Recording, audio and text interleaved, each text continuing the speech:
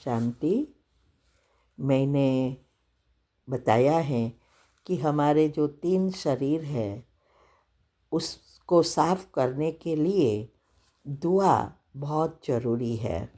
और दुआ अनेक रीति से हम प्राप्त कर सकते हैं, लेकिन कई चीज़ें बहुत इजी है।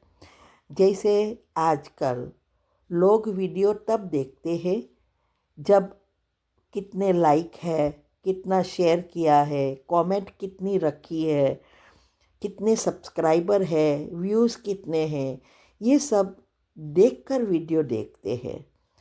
तो यहाँ भी हमें अगर दुआ कमाना है तो हर एक वीडियो में लाइक, शेयर, कमेंट और सब्सक्राइब करना है। इससे कई आत्माएं इसको देखेंगे तो उसमें भगवान की बातों को समझने के लिए मन होगा और फिर इसमें से कई आत्माएं बाबा के जो छुपे हुए रत्न हैं, माना भगवान के बच्चे जो है वो निकल आएंगे। और कईयों को, बाहर वालों को भी अगर इससे फ़ायदा होगा तो इस सब से दुआ मिलेगी जिसने ये 4 चीज़ें की है। इसीलिए ये घर बैठे दुआ कमाओ। लोग घर बैठे पैसा कमा रहे हैं, आप दुआ कमाओ तो हम भगवान के बच्चे नंबर 1 में जल्दी जल्दी आ सकेंगे। ठीक है। ओम शांति। ओम शांति। आपका प्रश्न है, मुरली में आया कि जब याद की यात्रा पूरी होगी तब कहेंगे कर्मातीत अवस्था पूरी हुई, तब लड़ाई भी पूरी लगेगी। तब तक कुछ न कुछ होता फिर बंद होता रहेगा।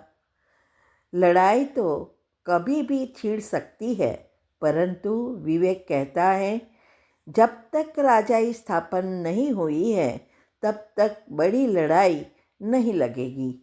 यह कोई नहीं जानते कि राजाई स्थापन हो रही है। तो प्रश्न यह है कि ये समझना है कि राजाई स्थापन नहीं हुई तब तक लड़ाई नहीं लगेगी।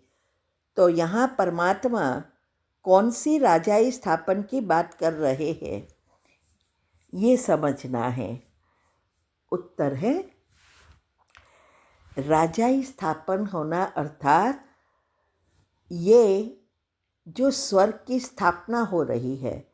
अभी जो संगम युग चल रहा है वो परिवर्तन का युग है। कलयुग से सतयुग बनने वाला है। इसीलिए गीता के वायदे अनुसार परमात्मा इस सृष्टि पर अवतरित हो चुके हैं। तो गीता में कहा है कि जब धर्म अधर्म हो जाते हैं तो सभी अधर्म का विनाश और एक धर्म की स्थापना करने में आता हूँ। तो वो आ चुका है। तो वो इस स्वर्ग की स्थापना के लिए उस आत्माओं को तैयार कर रहे हैं जो स्वर्ग के लायक बना रहे हैं। इसके लिए जो एक ज्ञान दे रहे हैं, उस ज्ञान से जो आत्माएं तैयार होगी, संस्कार परिवर्तन होगा, देवी संस्कार होंगे, वही श्री कृष्ण के साथ स्वर्ग में जाने के लायक बन सकेंगे।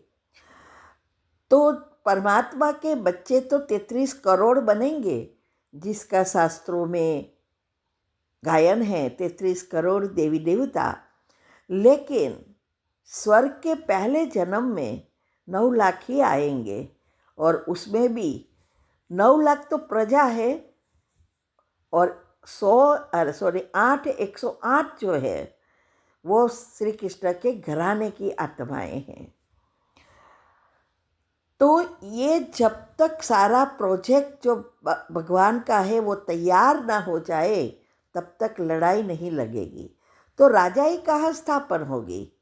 राजाई स्थापन होना अर्थात हम आत्माओं के संस्कार परिवर्तन हो जाना, देवी संस्कार।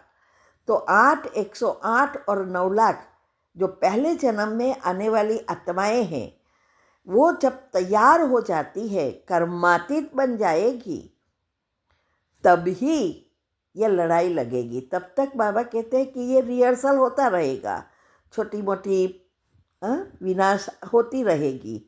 जैसे सुनामी आती है, भूकंप आता है, लड़ाई लगती है, तो बाबा कहते हैं योग आप करते हो, लेकिन फिर भी पुरुषार्थी हो, संस्कार परिवर्तन नहीं हुए हैं, तो ये लड़ाई लगेगी, सब कुछ होगा, लेकिन फिर शांत हो जाएगा।